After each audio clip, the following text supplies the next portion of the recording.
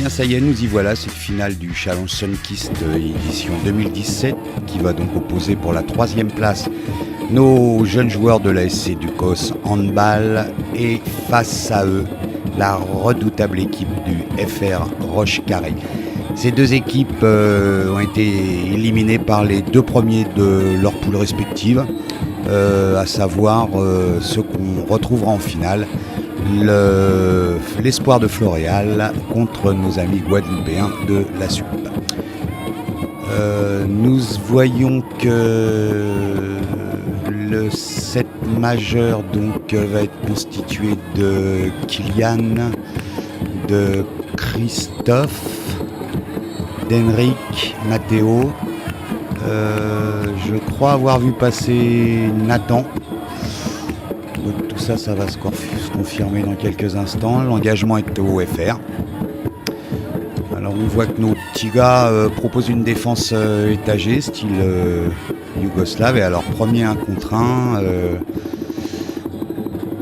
gagnant sur l'extérieur. Et Kylian est un peu à la rue là-dessus. Mais enfin heureusement, Noam a su écarter ce ballon de manière à ce que le tir ne se traduise pas par un premier but de Roche-Carré. L'arbitre décide de changer le ballon. Oui, parce qu'il vient de pleuvoir et peut-être que la balle est un peu lourde. Voilà, c'est parti pour la première attaque de nos petits verts et blancs. Matteo est à la baguette en demi-centre. Je vois comme arrière gauche notre ami Kylian Soudès. La balle a un petit peu de mal à circuler, les arrières latéraux sont un peu trop possantes, mais le décalage était dommage, la passe est pas assez tendue, donc perte de balle. Mais heureusement Henrik qui est bien revenu sur leur pli défensif et pousse la balle en touche. Voilà, le joueur de Roche-Carré est tombé dans le piège tendu par nos trois verts qui peuvent relancer la balle. Kylian, et ben voilà, premier but de Kylian Soudès. C'est une finale qui commence plutôt bien donc pour nos jeunes joueurs qui mènent déjà 1-0. On sent le Roche-Carré en difficulté sur cette défense. Ils savent pas trop comment la prendre. On vient de gagner un ballon. Voilà, la relance n'aboutira pas. Coup franc pour Ducos, rapidement joué. Kylian, Christophe. Voilà, l'attaque se met en place. On voit Kylian quand même pas suffisamment sur les extérieurs. Matteo rentre en deuxième pivot.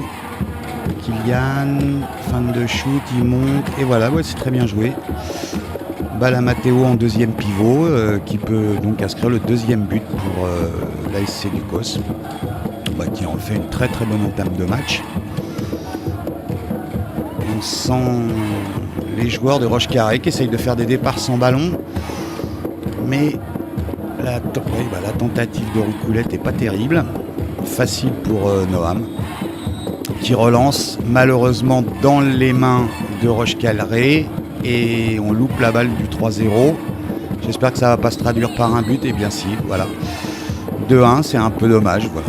Se retrouver avec une possibilité de mener 3-0 ou on est mené 2-1. J'espère que ça ne nous coûtera pas cher à la fin du match. Affaire à suivre. Les transmissions de balles du Cossès sont un peu lentes. La balle est un peu trop portée à mon goût. Là, le déclenchement. Christophe va peut-être obtenir une faute. C'était un peu précipité sur son tir. Je pense qu'un rendoublement entre les deux arrières latéraux aurait débouché certainement sur une autre possibilité avec un tir à 6 mètres. Nathan joue le coup franc. Kylian, Matteo. Oui, la balle est quand même très très portée. Tir de Henrik, malheureusement. Il manque un petit peu de vitesse et d'engagement physique. Ils rendent donc la balle à nos adversaires du jour, les valeureux rouges de Roche-Carré. Bien défendu, voilà, Kylian ferme l'intérieur, oblige l'arrière latéral de Rochecarré à faire une faute, à savoir un marché. Et nous sommes de nouveau sur une possession de balle de 3-1. Voilà, toujours à peu près le même déclenchement. Matteo qui rentre en deuxième pivot. Ah là, oui, voilà, c'est dommage le tir. Il y a un 3 contre 2 à jouer côté droit et il prend un tir un petit peu difficile. Relance du gardien. Heureusement, notre repli défensif a fonctionné. La balle traîne un peu. Finalement, nous la récupérons. Et but d'Henrik sur la montée de balle. Rapidement joué par nos petits verts qui mènent à présent 3-1. J'espère que ça va continuer sur ces bases-là. C'est assez satisfaisant. On voit quand même on a des problèmes d'aile. Là, Kylian a bien fermé l'axe central à l'arrière gauche de... Ah oui, mais alors là, voilà. Ça, c'est vraiment un but ballot. Manque de concentration de Nathan et de Kylian. Et puis finalement... balle au pivot qui se retrouve tout seul à 6 mètres pour marquer un but très facile. Alors que si notre défense s'était placée rapidement, je pense que ce but-là, on ne le prenait pas. Bon, enfin, on mène 3-2. L'attaque se remet en place. Ça circule mieux qu'en début de match. Bon, si des fois des passes un peu hasardeuses. Voilà, les Verts lancent un déclenchement. Très joli décalage sur... Christophe qui malheureusement loupe son tir. Des tirs à 6 mètres sur un quart de zone comme ça, c'est vraiment dommage de les gâcher. J'espère une fois de plus que ça ne jouera pas des mauvais tours en fin de partie. Mais donc je pense que la balle va être rendue à Rochecarré qui a un blessé. Quoi qu'il en soit, on peut déjà constater que nos joueurs mènent 3-2 alors qu'ils devraient déjà mener 4-1.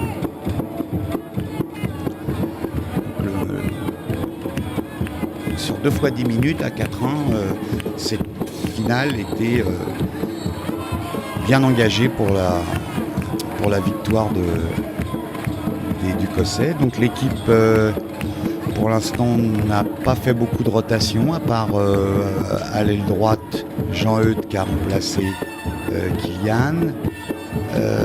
On voit que Kemuel aussi est rentré en pivot. Et donc il défendra en numéro 3 derrière Matteo qui est en 3 avancé. Cette défense 3-2-1 va chercher les joueurs de Rochecarré assez loin. Mais malheureusement, la défense verte a tendance à reculer sur le tireur. Et bon, heureusement, l'arbitre siffle un coup franc, mais normalement, ce but, à mon avis, est tout à fait valable. Ça, c'est nettement mieux déjà, mais ça se termine quand même sur des tirs à 6 mètres qui ne devraient pas avoir lieu. Et voilà, mauvaise passe de Christophe sur la contre-attaque. On avait un 2 contre 1 à jouer, on perd la balle. Montée donc rapide de Rochecarré qui inscrit un but et qui revient donc à égalité 3-3 sur des ballons offerts par les Ducossais. C'est vraiment dommage ça. Parce que la défense est bien et nos échecs en attaque permettent de garder Rochecarré dans le jeu, alors que on devrait déjà avoir largement fait la différence. Voilà, Matteo qui garde un petit peu trop le ballon sur un décalage 2 contre 0 sur l'aile gauche. Les transmissions de balles sont un peu lentes chez les Verts, qui n'arrivent pas à donner de vitesse au ballon. Les départs de Matteo en deuxième pivot sont un peu lents. Voilà, mauvais choix de Kylian, qui se termine quand même sur un joli décalage à l'aile droite, mais Jean-Eudes loupe le tir, une fois de plus, tout seul à 6 mètres, un quart de zone et tire dans le gardien.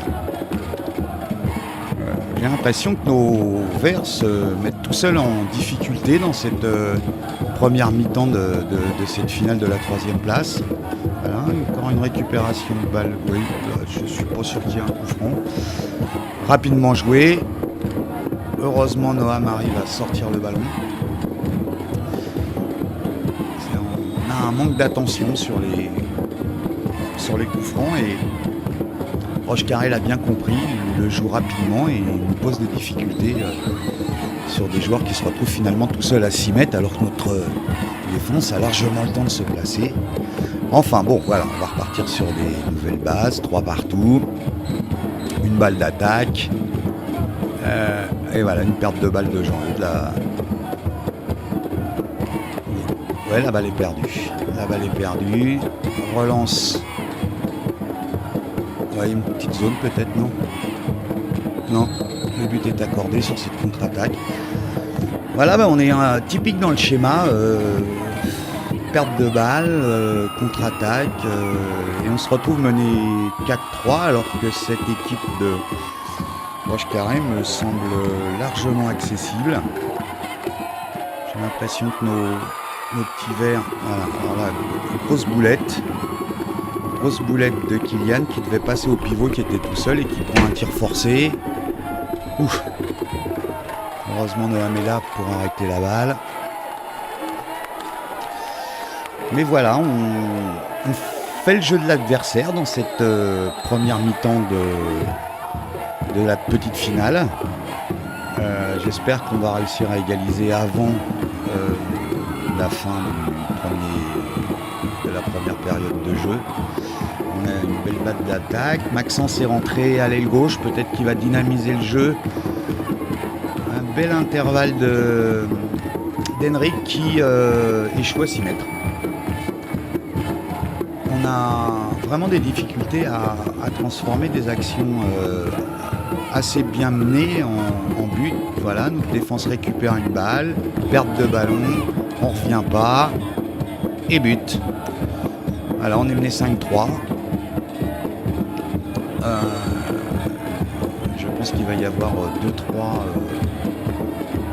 choses à mettre, à rappeler pendant ce petit temps mort de 2 minutes.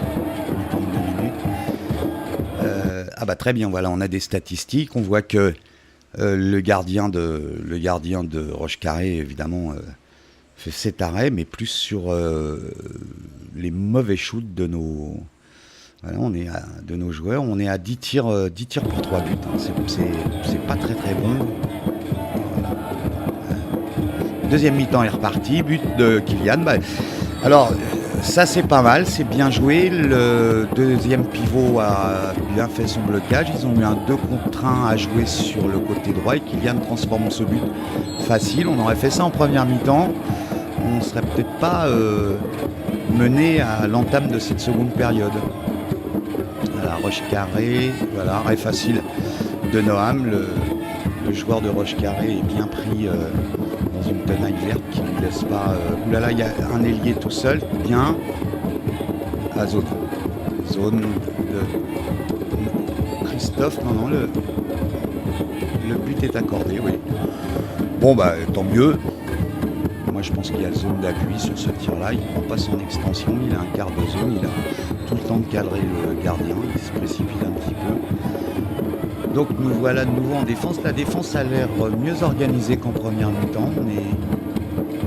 On est bien en surnombre à chaque fois sur l'attaquant. On sent que Rochecarré a vraiment des difficultés à trouver des solutions. Il essaye de passer en 1 contre 1 externe-interne et Matteo ferme bien la boutique, même s'il a tendance un peu à reculer sur les joueurs. Mais bon, en attendant, il ne fait pas de faute extérieure. Voilà, perte de ballon de Rochecarré sur le pressing. Christophe qui doit donner. Non, il y va tout seul. Ah. Oui, marché, voilà. Belle balle de contre-attaque. Il a gardé le ballon. Il n'a pas voulu le lâcher pour Kylian Châtenny qui arrivait lancé et qui aurait pas fait de marché, lui. Bon, enfin voilà, on est revenu à 5-5. On mène 2-0 sur ces temps. C'est à peu près le même scénario que la première. On domine largement cette équipe de Roche Carré, mais on n'arrive pas à finaliser ni nos montées de balles, ni nos attaques placées. Voilà, là j'ai pas bien vu ce qui s'était passé. Front rapidement joué par Roche Carré. Tir facilement arrêté par Noam qui est dans un fauteuil là sur cette défense verte. Qui se bat bien sur le tireur. Bon, départ de Matteo. Tir. Ouais, bah voilà, c'est très bon. Zone, bah dommage. Voilà, très bien joué, beau décalage. Nathan qui a un petit peu tendance à partir en retard sur le deuxième, sur l'entrée en deuxième pivot, mais bon, finalement la balle arrive bien à l'aile. Malheureusement, on fait zone. Ça fait beaucoup d'occasions gâchées pour l'instant qui nous laisse à 5-5. Mais je suis assez confiant parce que la défense est bien en place. Roche Carré est vraiment obligé de prendre des shoots difficiles qui nous fait récupérer beaucoup de ballons par l'intermédiaire de Noam qui est déjà à 4 arrêts. Pas mal joué ça. Et non. Il y avait des solutions sur les extérieurs. Là, on avait des deux côtés, un 3 contre 2 à jouer. Il prend le shoot, il tire à côté. On récupère le ballon. Bon bah voilà, ça c'est une balle de but. Eh ben non. Zone. Ouh là là, ça me semble compliqué. Ces occasions faciles ne sont pas transformées. La tension va monter dans les dernières minutes de cette deuxième mi-temps. Les deux équipes sont à égalité. On mène toujours 2-0. On sent la défense du Cossais solide.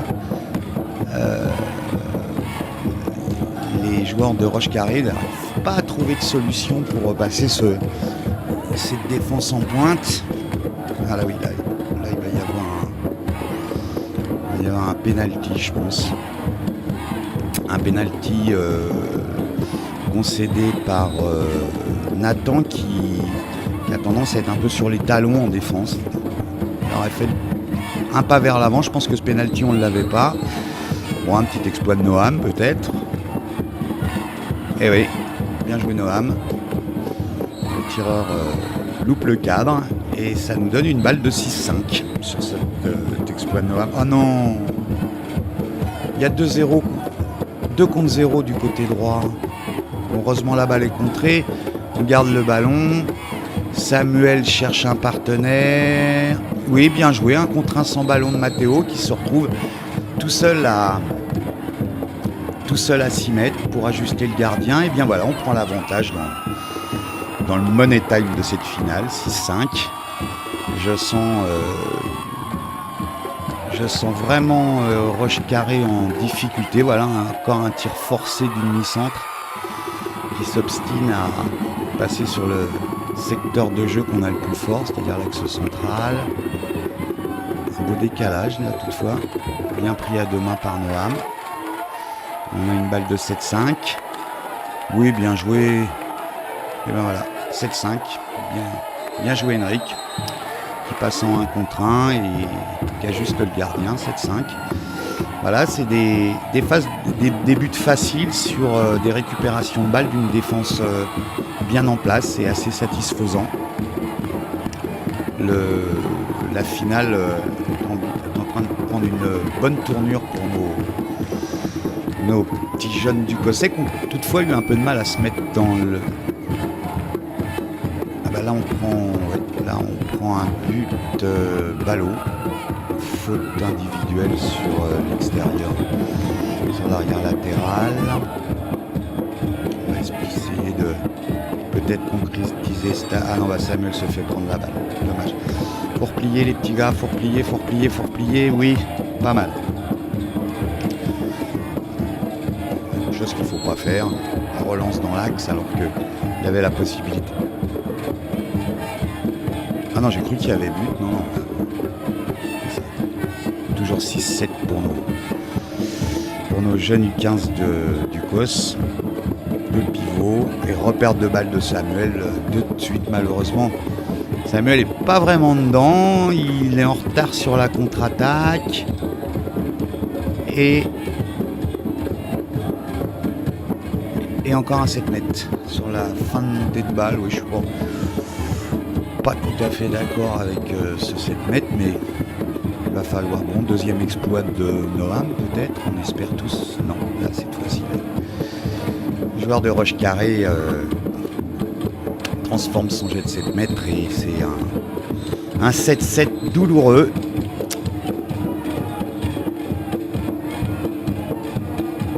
Là, j'espère que sur cette attaque, on va marquer parce que sinon, on donne vraiment l'occasion au FR, au foyer rural de Roche Carré, de remporter cette finale de la 3e place. La balle circule pas mal. Bon, oui, un cas.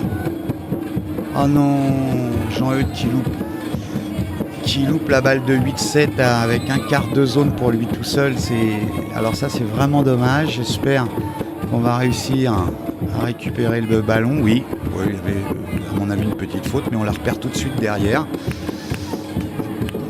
Heureusement, Nathan est là pour fermer la porte de l'ailier de Roche Carré. Voilà, qui passe en 1 contre 1 finalement. Arène Noam et but. Ouais, putain, un peu chanceux, manque d'attention de notre équipe qui est maintenant jouée 8-7, qui est maintenant menée 8-7, mais il lui reste toutefois cette attaque pour tenter d'égaliser, peut-être aller aux prolongations. Balle, oui, beau décalage de but. Ah non, zone de Jean-Eudes. Effectivement. Voilà, on n'arrive pas à finir à concrétiser cette domination. On est un petit peu trop gourmand sur les tirs. On se met vraiment dans le dur tout seul. Ah bah voilà, balle d'interception est perdue. C'est rageant parce que on récupère des bons ballons de but et puis finalement on les perd tout seul comme des grands. Voilà, je pense que Roche Carré a maintenant un fond direct. Voilà, donc la finale est remportée par Roche Carré qui fait un bon match, qui a su profiter de toutes les fautes de cette équipe du COS. Donc on voit effectivement, on gagne la deuxième mi-temps 4-3, mais pas suffisamment, malgré une belle performance de Noam, 6 arrêts. Attaque placée, on en a à peu près autant. Contre-attaque, on en a 5. Perte de balle 4. Tir, on se tire pour 4 buts. Et sur l'ensemble de la finale, on voit que Noam passe à 56% d'arrêt. On a une attaque sur 3 où on perd le ballon quand même. Une réussite au tir de 28%. On peut pas gagner des matchs comme ça. Et puis une réussite de 42% sur les tirs à 6 mètres. C'est vraiment très très faible. Et ça se concrétise par ce tableau des joueurs où on voit que, à part Matteo qui est à 100% de réussite, tous les joueurs sont bien en dessous de 50%. Voilà. Bon voilà, c'était une belle finale. À l'année prochaine. On va maintenant s'attacher à la finale première, deuxième place entre l'espoir de Floréal et nos amis guadeloupéens de l'Azur. Je donnerai mon pronostic en faveur de la ZUT, qui me semble une équipe très solide. On voit qu'ils ont joué toute l'année ensemble. Voilà, à l'année prochaine.